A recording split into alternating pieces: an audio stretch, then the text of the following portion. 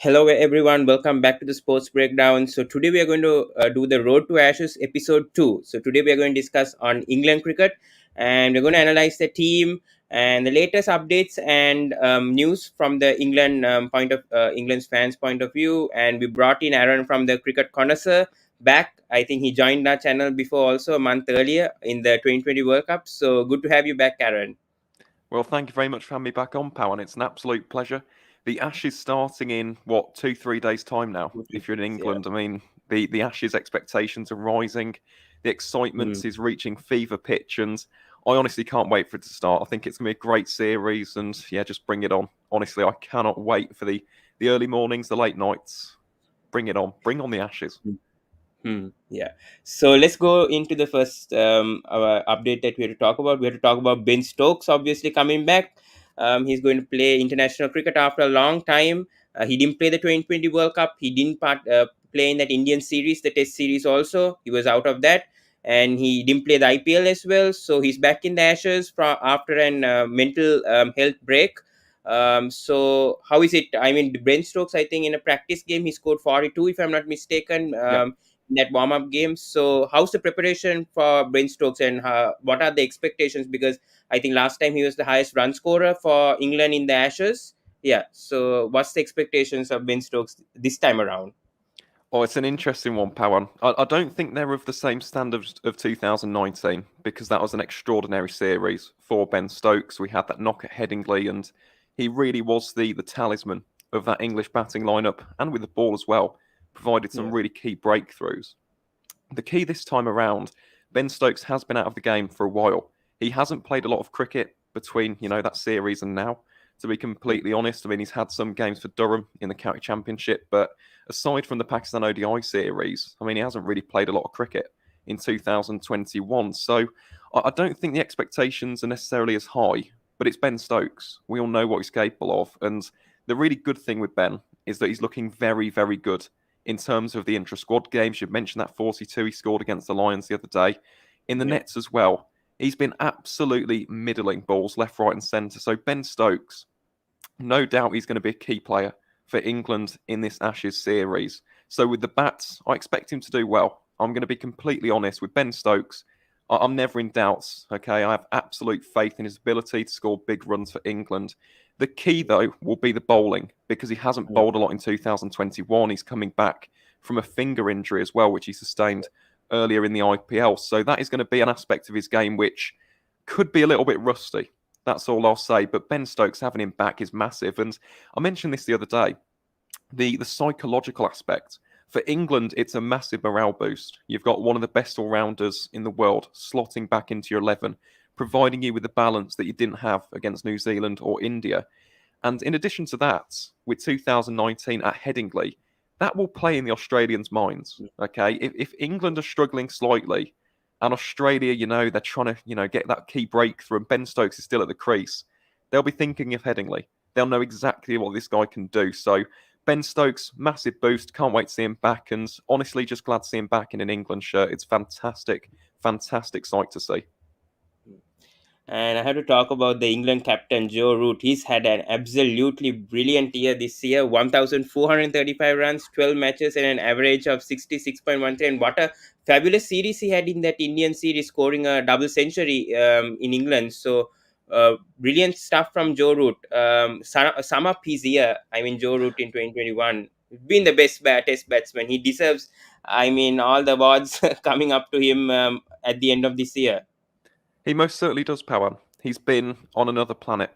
That's the only way that I can describe Joe Root in 2021. And it started at the start of the year against Sri Lanka, funnily, didn't it? He was absolutely Yeah. fantastic in that series. Carried that form over to India. I know it didn't quite go England's way, that series. We did get hammered in the end, unfortunately, after that first test in Chennai. But he really has been a revelation in 2021. Been far and above the best batsman in Test cricket in 2021. And to be honest, I expect him to do well in the Ashes. I'm not saying to the same extent. You see that average there, 66.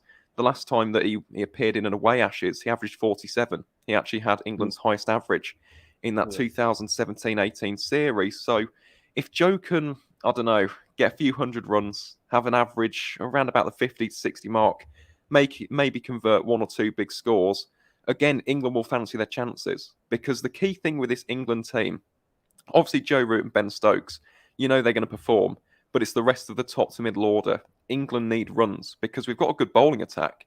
You can see this all around in the media at the moment. England have got an excellent seam attack with the likes of Jimmy Anderson, Stuart Broad, Ollie Robinson, Chris Wokes, Craig Overton, to name but a few, and of course Mark Wood, who will be our X Factor bowler on these Australian wickets. So Joe Root is going to be absolutely integral to England's success. And what better way is there to wrap up the year of Joe Root, the batsman, than with a century at the Gabba or the Adelaide Oval or on Boxing Day at the MCG? So we'll wait and see with anticipation. But Joe Root being absolutely magnificent, and fingers crossed as an England fan, he can continue that form heading into the 2021-22 Ashes.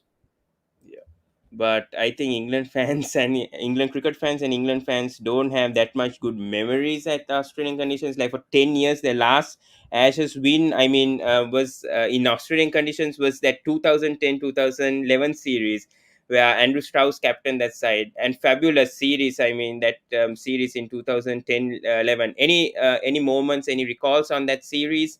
What stood out for you, especially in that Ashes in Australia back in 2010-11, their last Ashes victory in Australian conditions?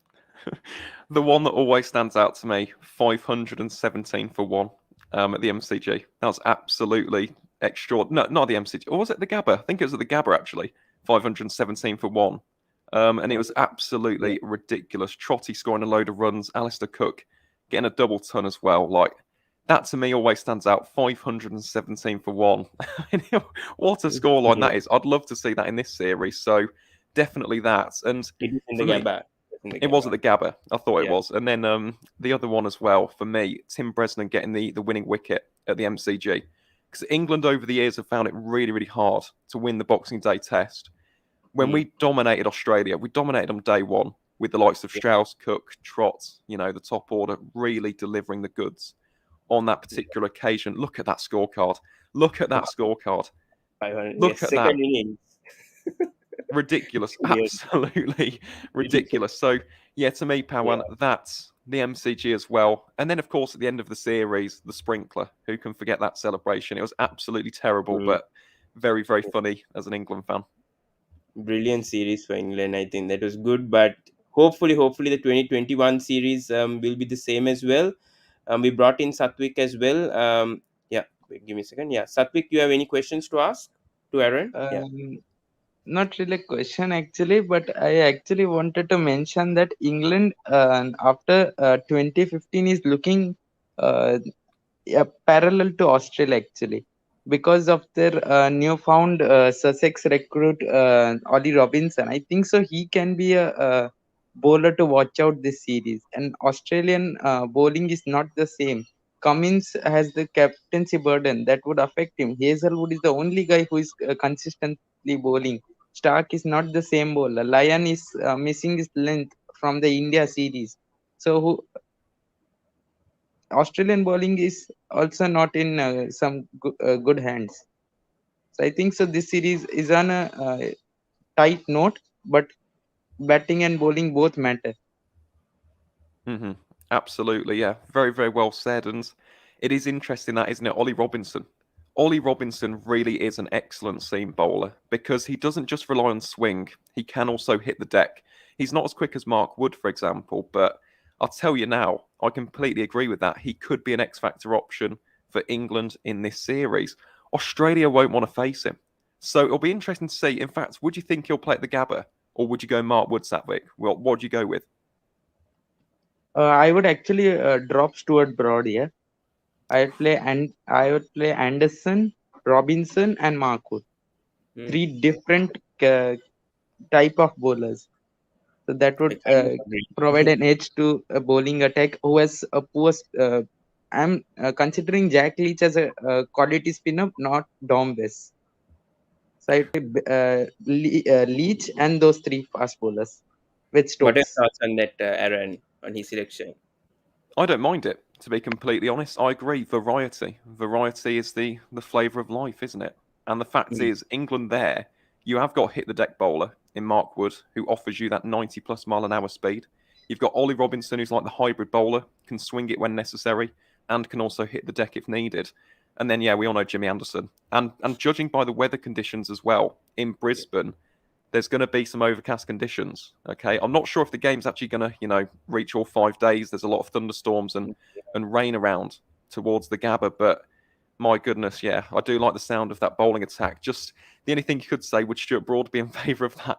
Remember the last time that England dropped him? He didn't exactly react too well, but yeah, we'll be interested to see who England go with to face off against that Australian 11.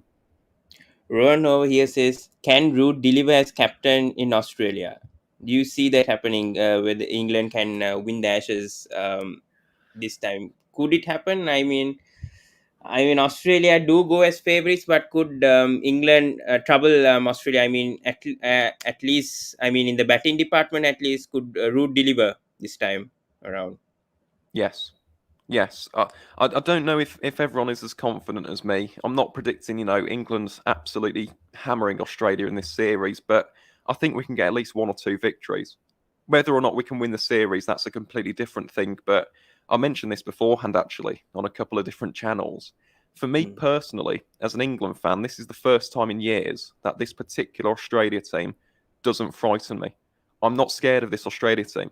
Other than the top order with the likes of David Warner, Marnus Labuschagne and Steve Smith, if you get past those guys, the middle order of that Australian batting lineup is inexperienced. I know they've got Travis Head for this first match, but Cam Green has only played in 1 series beforehand, and now he's going straight into an Ashes series. Alex Carey is on debut, and behind those guys, you've got the tail. So for me personally, this isn't like the Australia teams of the past, where they'd have a really solid, commanding top 6. And it'd be a case of we're going to have to work really, really hard to get all of these guys out. And they're probably going to score 350, 400 runs every game. That's no longer the case. So with England, if we can be disciplined, and something else I want to say, it's funny that Rohan actually mentions that, can Root deliver as a captain? He needs to be aggressive. It's something which India did absolutely perfectly in the Border Gavaskar Trophy series. They didn't allow Australia to have any rhythm, any momentum. They were constantly on them, getting in their face, being aggressive, being proactive, showing ingenuity with field placements and bowling rotations. So for me personally, Root can deliver in this series. He's got the experience, but he's got to show courage. He's got to be bold. He's got to be brave. He has to attack Steve Smith. He has to attack Marnus Labuschagne and try and expose that middle order as quickly as possible. It doesn't matter if a few boundaries go to the fence, okay? If you can get Steve Smith out for less than 100, that's probably a win for England in this series, because in the last 2 Ashes series, he's averaged 110 and 137. If you can get Steve Smith out between 50 and 100, that's a morale boost for England, okay? If you can limit that top order between 160 to 200 runs, you can get Australia out for 300 runs, because that middle order is a little bit more fragile. So can Root deliver as a captain? Yes. Will he?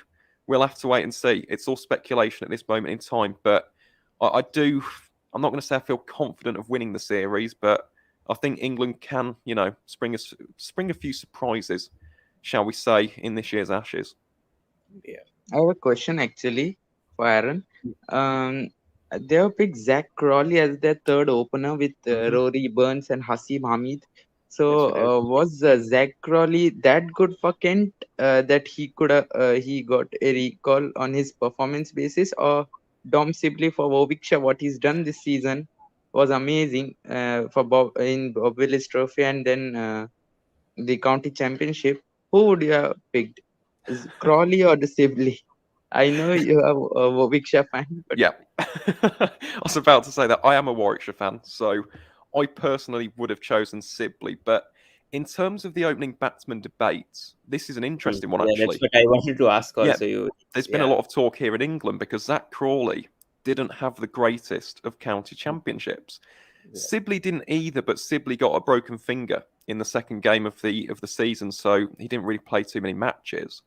There's someone in that England Lions team who I think very, very highly of, and that's Alex Lees from Durham. I think he is a solid opening batsman, good technique, gritty, fiery character as well. And he's had a good season across formats. He's in the rhythm and confidence of his life. He's also a bit more experienced. Zach Crawley is in his early 20s, and I still think he's got an England future. I just don't think he's ready just yet. I think after that 267 against Pakistan, team started attacking him. He started getting, out of rhythm, out of form, and you can tell it's affected him because he hasn't translated that into domestic cricket success. So for me personally, I would be tempted to go with an Alex Lees or even a Jake Libby. Jake Libby is a Worcestershire opener, someone to watch out Yes. for heading into the future.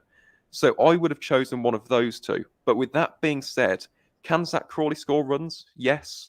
Do I think he's ready for this series? In my opinion, no.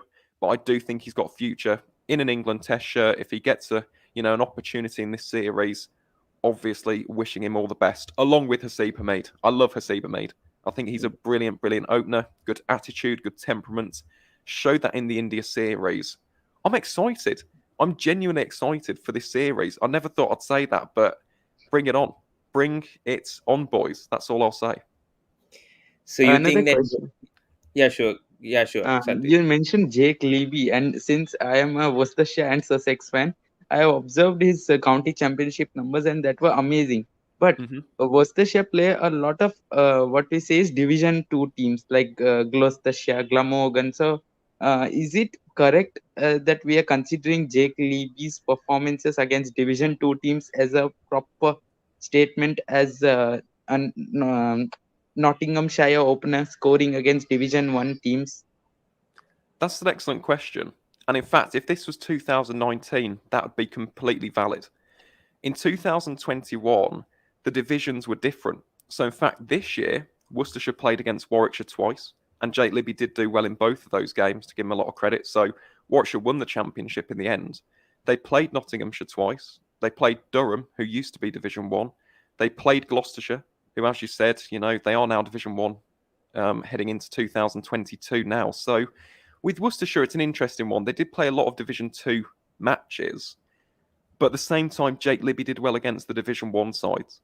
So with Jake Libby, I like his technique. I like his temperament. Again, he's a pretty gritty character in terms of the way in which he just, digs in and scores runs as the innings progresses. He's a very, very stern, resolute batsman.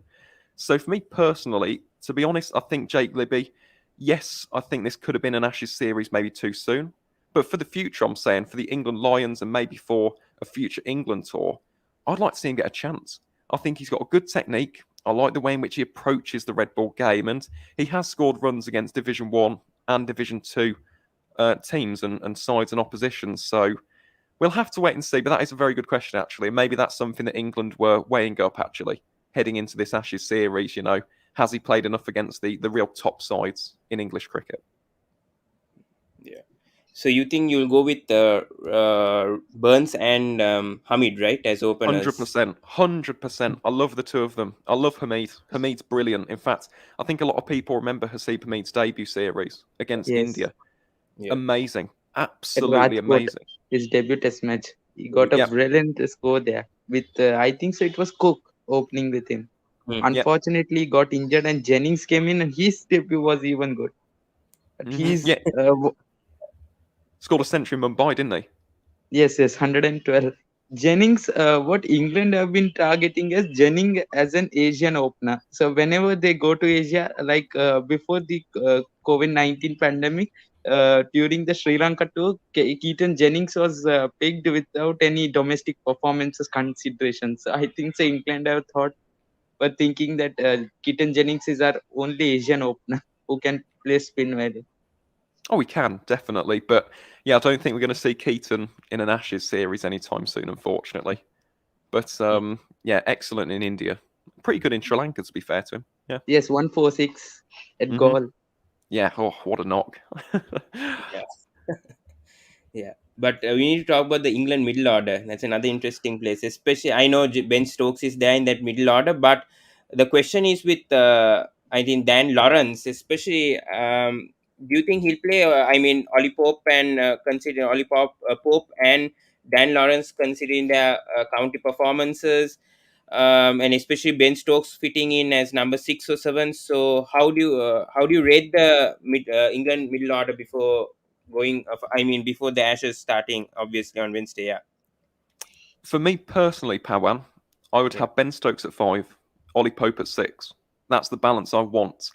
The only thing that I'm a little bit worried about is, having read media reports, they're thinking of putting Johnny Bairstow in ahead of Ollie Pope, which I don't quite understand, because I know Johnny's played the Test summer, but Ollie Pope this summer has been brilliant for Surrey.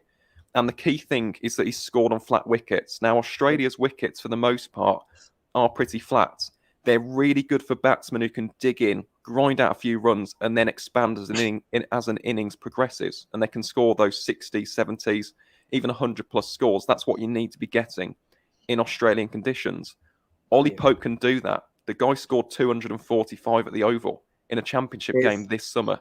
So I'm not going to say, he's going to score 500 runs in this series and be England's catalyst of the middle order, but I back Ollie Pope to do a job at number 6, a bit like he did at Port Elizabeth in 2020 against South Africa with that century at St George's Park. So for me personally, if it was up to me, if I was Chris Silverwood, Ben Stokes at 5, just as he used to be in 2019. Ollie Pope at 6, Josh Butler at 7. I think that's a very, very solid middle Very, very order. strong. Now, Dan Lawrence is an interesting one. Again, I compare him a bit like to Crawley. Okay, he hasn't had the 267. He hasn't had that real big international knock as of yet, but I still think he's a little bit rough around the edges. He is only 24 years of age. He's got plenty of room to work with heading into the future. So I wouldn't play him in this series, but again, watch out for him. He's a very, very talented batsman.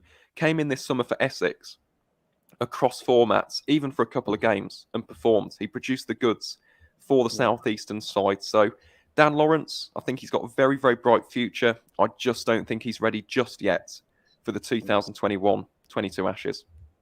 I wanted to ask this question: that Dan Lawrence was hyped as a T20 star after his campaign in 2019 for Essex with Ryan Tenders-Carter, which was wonderful. I have seen his knocks in India. He played pretty well in Ahmedabad with against those spinners in Bunsen Burner's pitch. So um, I see Dan Lawrence as a T20 batsman more than a Test batsman.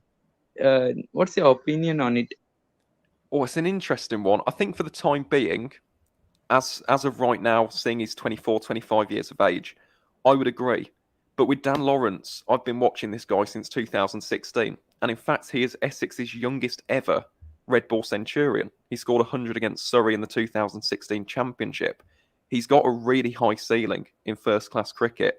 And he has got the temperament. You've mentioned that knock in Ahmedabad in ridiculously tough conditions against a top quality elite Indian bowling attack. I think that showed a lot of the mettle, character, and courage that Dan Lawrence possesses. So for the time being, when we are seeing Dan Lawrence for Essex and the Brisbane Heat in the Big Bash, I think as of right now, definitely a T20, focused batsman in 2021. Come 2023, 2024, though, I think we could see more of him in the red ball arena. As I said, he's definitely got that room to manoeuvre with. So watch out for Dan Lawrence. Could be an all-format player if England utilise him correctly. I've just seen as well from Tuan, Sri Lanka under-19 one. That's a shame for me as an England fan. But fair play, 114. Your boys deserved it, Pawan. They bowled brilliantly today. They did really Sri well. Lanka under 19 is performing pretty well there. They have beaten Bangladesh 5-0 in a one-day series at Sri Lanka, and they are now beating England. So tough competition there. Without New Zealand in this under 19 World Cup at Antigua. I think they need to play more overseas conditions to see how well they are compared to the world. That's at home, anyways. No, I think Sri Lanka under 19 would do well, but we need to see how they do in England flat pitches. Or in Australia, especially Australia will be a tough test. Australia, New Zealand. So yeah, hopefully they do well though. I'm very confident with this side. This under 19 side looks very promising. Yeah. the next World Cup is in West Indies. So in Antigua, it's a little bit slower than all the SENA countries. I think so. Sri Lanka under 19 could give a tough competition there, and they went till the played final last World Cup. That was against England, Sri Lanka, England last played group final. I think so. True. Yeah. I just want to take Rohan's question here. Ashwin and Jadeja as spinners were good and gave control. Can Leach provide same else? Pacers be overworked? That is an excellent statement and a good question from Rohan, because I've actually been asked this a lot. Jack Leach, in my opinion, is someone who hasn't been spoken about enough, but he's going to be a key player for England in this series. Yeah. I don't want Joe Root to be bowling as our frontline spinner. And that isn't because I don't rate him, but he's not a frontline spin bowler. And last time in 2017, 2018, we made that mistake with Moeen Ali, and his bowling average was 115. 115, that's staggering. Okay, he just wasn't taking wickets, leaking runs. England need their spinner, who in this case is Jack Leach, to provide control. Because in Australia, something which I think goes under the radar sometimes is the importance of the spin bowler. They aren't necessarily your wicket taking option like they would be in Sri Lanka or India or Bangladesh, but they provide control. You have to, as a spinner, be disciplined. You have to hit that constant line length. You can't be going for 4, 5, 6 runs and over. You have to produce pressure. You have to maintain that metaphorical voice and keep on tightening it as your seam bowlers get rested. And this is something which Nathan Lyon has done excellently for like the past decade for Australia. Never gets enough attention or enough credit, in my opinion, but he does it brilliantly well in Australian conditions. Now, if you watch the Border Gavaskar Trophy series back, the latest one, if you watch the likes of Washington Sundar and Ravichandran Ashwin, they played that role to perfection. And honestly, when the likes of Siraj, when the likes of Tangarasi Nataraja and the Indian seam bowlers were, on the rest, they were on the rotation, those guys were constantly amping up the pressure on the Aussie batsman, taking the odd wicket, not going for many runs. So for me, Jack Leach is arguably just as important as an Ollie Robinson or Mark Wood. Because if Jack Leach can get 1 or 2 wickets in an innings, even if it's the tail, it's at least getting breakthroughs. And if he can go at an economy rate below 2 and 3.5 runs and over, England will fancy their chances. We just need control. And Jack Leach, I have faith that he can do that. He hasn't bowled a lot in 2021, but he likes big games. He loves the Ashes. He'll love an opportunity to bowl in Australia. I back Jack Leach. I really do. I just hope that England play him. I hope England don't fall into the trap of going Joe Root, he's our frontline spinner, and then we go with an extra seam bowler. Jack Leach has to play. He has to give us some control. So I back him. But that might just be the England fan talking for today's show. Actually, there's a question here. Nowadays, the test spinners we are seeing, that's Dom West, Will Somerville, Ramesh Mendis, and many others, they are not consistent as an off spinner. What is happening to these off spinners who were once the most prime options in a test match, like Graham Swan? I remember pretty well Nathan Lyon, Ashwin, even Mutai Muralidharan, though I consider him as an off spinner. They were all legends of this bowling game. What has happened to the off spin game in Test match cricket? It's a great question. To be honest, I'm not sure I'll be able to answer it in full length for today's show, because this is an Ashes one. But I think it's the way in which we utilise spin bowlers nowadays. And in fact, I've spoken a lot on my podcast actually with county cricketers about this. And what you see with not just off spinners but leg spinners as well is that the T20 game is almost changing the way in which they play Test cricket. What you notice compared to a Matai Muralitharan, a Rangana Harath, a Graham Swan, a Harbhajan Singh, whoever, we're talking the real great spinners of the game in Test cricket, they would hit that good line and length and get a lot of turn. They'd have a good arm ball, they'd make things happen. With the advent of T20 cricket, what a lot of these newer spinners are doing is over-pitching deliveries, and they're searching for wickets. In first-class cricket, you have to be patient, and that's something which is being lost, I think, when it comes to first-class spin bowlers, both off-spinners and leg spinners. If you don't get a wicket within 3-4 overs, the expectation is for you to search for wickets. I think that's wrong. To be completely honest, your primary goal as a spin bowler in first-class cricket is to produce pressure. That's first and foremost, with the seam bowlers taking the wickets. So that, for me, is why the off-spinner role has become massively decreased, and it is such a shame because, as you rightfully said, we've seen some brilliant off-spinners over the years. It was the go-to form. You need a wicket, you bring on Murali, you bring on Harath, you bring on Harbhajan, you bring on Graham Swan. But nowadays, with these younger spinners, I think they're also being rushed into the game. So with Don Best is 23 years of age. The vast majority of off spinners and leg spinners grow, mature, hit the peak of their powers at 27, 28 years of age. So I think they're being rushed into the game. I think the expectations on them are to take wickets. Everyone acts as though the next spinner is going to be the next Muttiah Muratharan, or in leg spin, they're going to be Rashid Khan from the age of 20, 21 years of age. And third and finally, I suppose, is that mentality of searching for wickets.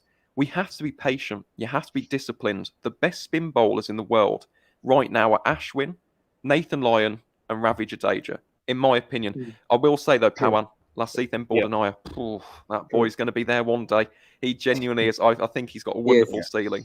Great Those spinner. were good, but to become great, there's some distance to go.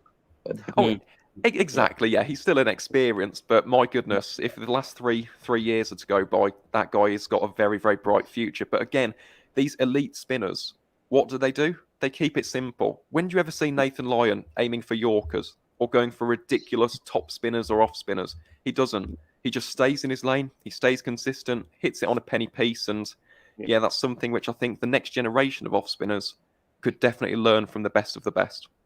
I remember Michael Vaughan talking to Graham Swan after the 2017 Ashes. There was a review there with Jeffrey Boycott and all those people.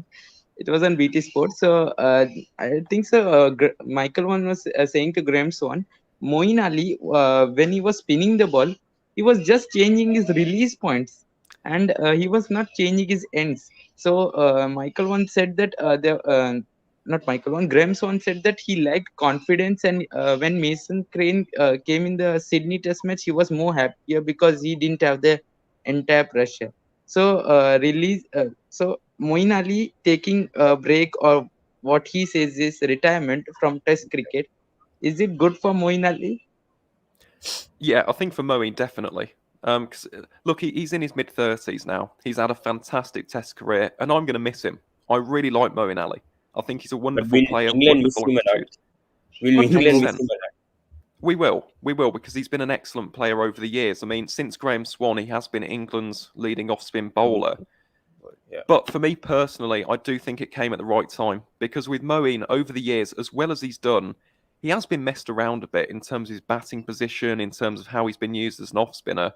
England need to look at new options now. And I think for the time being, that is having a specialist bowler in Jack Leach. And this will allow him to flourish and mature and develop his game. Because he's done well. He's got a Test average under 30. Like he's had a good start to life as an England spin bowler. But now that Moeen Ali's gone, Jack Leach has free range. He is now England's go-to spin bowler.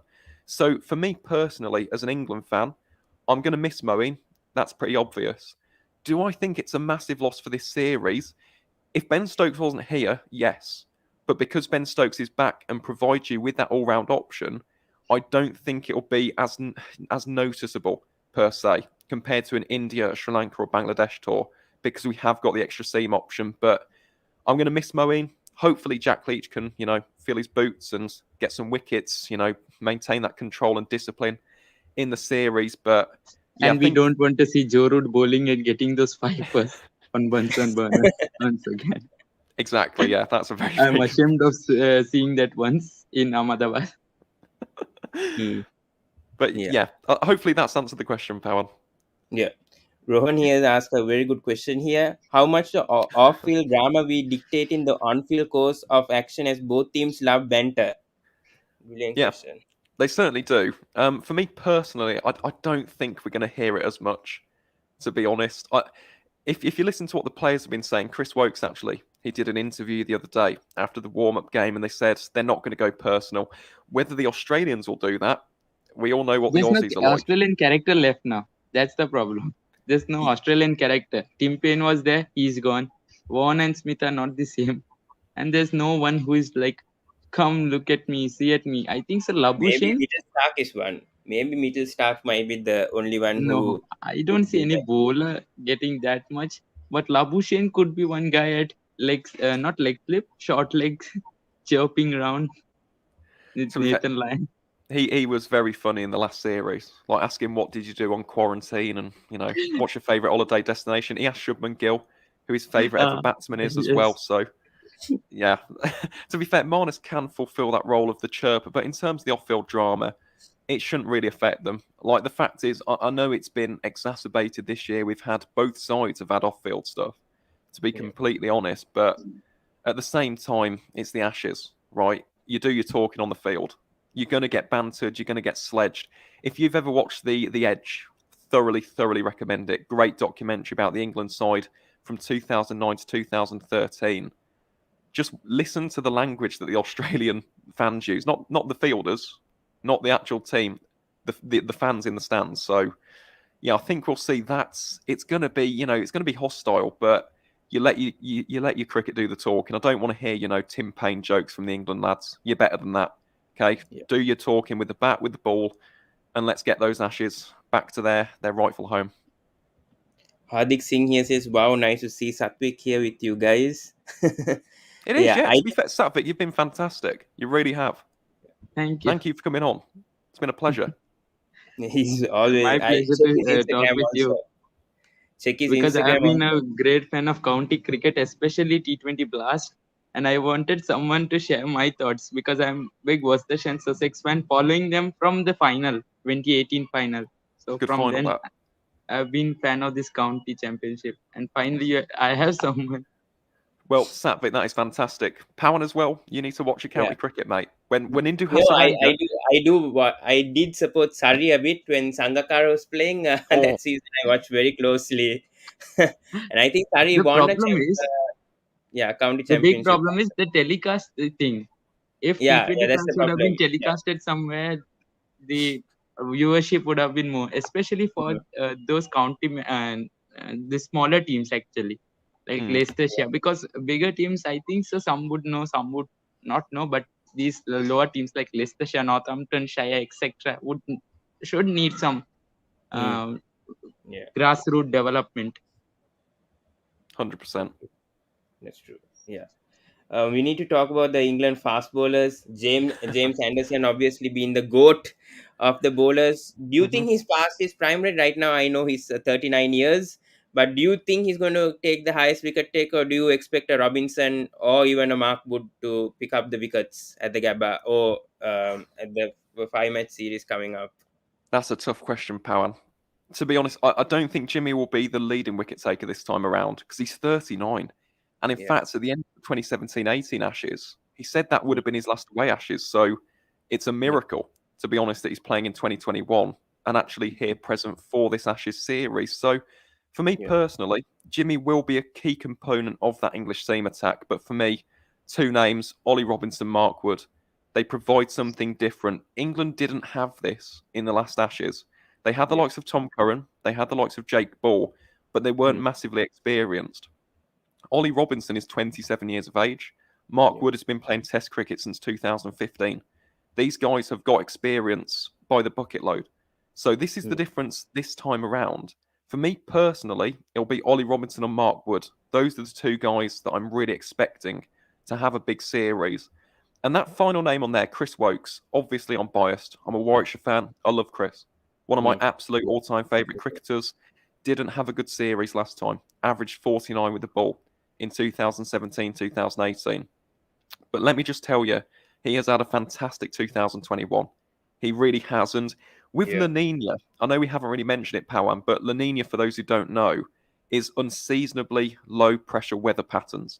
So what happens in Australia, the temperature comes down, you get overcast conditions, and it means that you get almost English conditions in Australia. Not to the exact same extent, but you do get cloud formation. And what does that bring? Swing. And that is what Chris Wokes excels at. He's one of the best swing bowlers on the planet, in my personal opinion. So for me, Ollie Robinson and Mark Wood, they are the main protagonists, but it takes the entire bowling effort. And I would also introduce Jack Leach in there and maybe Craig Overton as well. It really will take, it's a 5-match series. This is going to be tough on tough, flat wickets where you have to make your own breakthroughs. The pitches aren't going to help you. The conditions won't help you. You have to lay everything on the line to get these wickets. So yeah, Robinson and Wood for me, but we'll have to wait and see.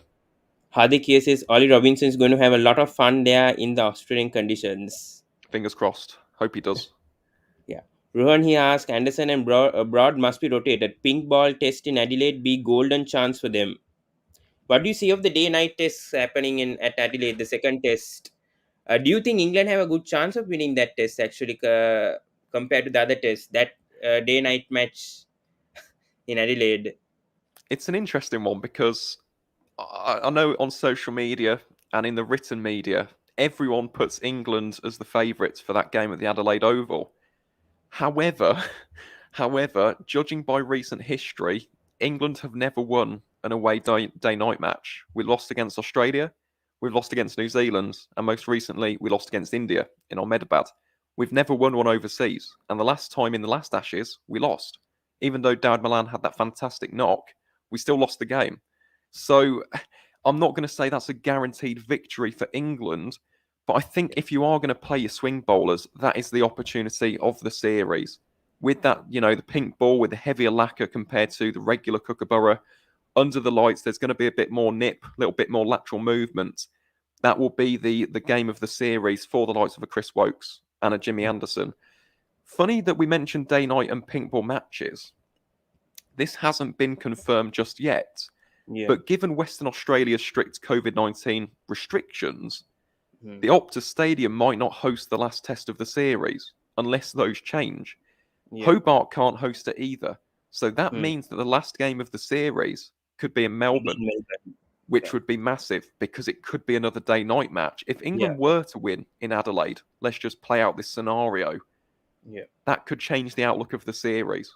So we'll have to wait and see. I do think the day-night match, England should take confidence because we've won them before on home soil. I was there actually. We beat the West Indies in 2017 at Edgbaston, and there is going to be a bit more movement for our seam bowlers. But then again, can the batting reinforce that? Can they back them up when the chips are down and the pressure's on from the Aussie seam bowlers? I think that is going to be the key thing for England to consider in this particular series and that day-night game. Shankar here asked, Anderson has not had much success in Australian conditions. Brisbane will suit his bowling. With the overcast conditions, yeah. It just depends if we're going to get a game, though. That's the only problem, because looking at the forecast, I think it's 3 days of thunderstorms and wet weather. So it might be a washout. But again, that could play into England's hands, because Australia do have a formidable record at the Gabba, and they've won there in the last 2 series. So we'll have to wait and see. Fingers crossed the bad weather does, stay at bay, though, for this series. Before wrapping things up, since you have to leave also, what's going to be your playing 11 for England for the first test at the Gabba? I know it's a headache of a selection to find that out, but who would you play? I'll just share screen also, so then it will make things easier. But who will be your playing 11 for England for that? I've got it in my head, Pawan. Don't worry. Okay. So for me, Hamid and Burns, definitely. They're my opening batsmen for this entire series. I think Hamid needs this series to gain some more confidence, gain some more character, some more resilience in Test cricket and really stamp his authority in that opening spot. Number 3, Dawid Malan, pretty obvious, has a good record in Australia, loves seam-friendly conditions, so he's a must-have in number 3. Number 4, Joe Root, pretty obvious. Number 5, Ben Stokes. Number 6, Ollie Pope. Number 7, Jos Butler. I'm not going to lie, Sat Vickers had a little bit of an influence on me in terms of the bowling. I think for the Gabba, I would rotate one of Jimmy Anderson and Stuart Broad. I think I'd have Ollie Robinson at 8. I'd have Jack Leach at 9. I would have Mark Wood at 10. I'd have Jimmy Anderson at 11. Or Stuart Broad. Those 2 are interchangeable, but I would go with Ollie Robinson at the Gabba. I think that is definitely going to suit him. Let's see if we have another questions. Okay, Cricket the Tasham, who Satvik came earlier, he asked, actually had some work urgently. Which English county player will rise as a 2020 ODI and Test player? Any 3? How long do we have? I mean, there's so many brilliant options. There really are. So for me, as a T20 player, I'll start with that first. Tom Banton. I think he's got a very, very high ceiling. I'd go with Tom Banton. I would go with... I'll tell you someone who's an interesting one, Archie Lennon. He's only 17 years of age, but watch out for him. Sussex leg spinner, brilliant in the T20 blast, and something you don't see with many 17-year-old spinners is courage and bravery. He doesn't mind tossing up the ball and flighting it into the batsman's hitting arc, and he's got very, very much success in this year's tournament doing that. So Archie Lennon, someone to watch out for.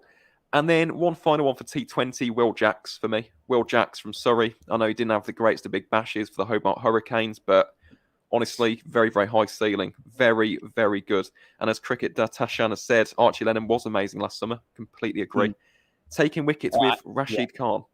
I mean, what a mentor that is to have. He's also got Will Beer as well, who's a very, very experienced spinner, was part of Sussex's 2008 winning team on the T20 Blast. So Archie Lennon, big, big ceiling. And I can't name ODI and Test player just for the moment. I do need to go in a minute, Pawan. But yeah, sure. In I terms just of wanted to ask this one quick question on Tom Cadmo. I think he yes, played the T10 brilliant. He was 96. outstanding in the Abu Dhabi T10. Any thoughts whether he can play England soon? Because we have I'm so into him right now with how he's playing in T10 and in 2020, and he's in the LPL right now as well. Him and Tom Banton. What do you expect? Do you think he'll end up playing for England very soon in the 2020 setup as opener? It's a tough one because England have got so many options. We've got Jason Roy, we've got Josh Butler, Moeen Ali opens the batting for Worcestershire. Yeah. Phil Saltz is another one. Tom Banton's Yeah. another one. Ben Duckett is another one. I mean, there's so many options, but I really highly rate Tom Cadmore. And that's probably because he has an excellent record against my county of Warwickshire. He seems to score at least 50 every single game, no matter the format. He's a very destructive and capable top order batsman. So will we see him anytime soon? It's going to be tough because he is 27. He is one of the older ones of that crop that I've just mentioned. But who knows? I mean, in 2022-23, for those who've seen England's ridiculous winter schedule, we've got 5 tests, 13 T20Is, a T20 World Cup, and 9 ODI matches. If we need to rest and rotate, Tom Cadmore is a more than viable option, as is Sam Hain, who I'd love to see. Sam Hain, the highest list day average of all time, 59.78. It's higher than Kohli, it's higher than Michael Bevan, it's higher than Ponting and all the greats of our game. So 2 names that we could see, but Pawan, we'll have to wait and see. It's up to England, isn't it? As much as we would love to see them, it's up to Chris Silverwood, it's up to that England coaching setup, and fingers crossed we get to see them one day playing for the 3 Lions. So we'll wrap things up. Thank you so much, Aaron, for coming and joining on this special episode of The Ashes. Thank you so much, and thank you to all the viewers and all the comments also from Satvik also who joined live. Thank you so much to all of you. So we'll wrap things up. So please do subscribe to the Sports Breakdown. Please do check out the County Cricket podcast, which Aaron is doing right now, and please do check out the Cricket Connoisseur as well, his YouTube channel as well. But mainly do check out his podcast, the County Cricket podcast. It is awesome episodes, and please do check it out on Spotify, Anchor FM, and on Apple as well. So until then, we'll just wrap things up. So thank you so much, and see you in the next video.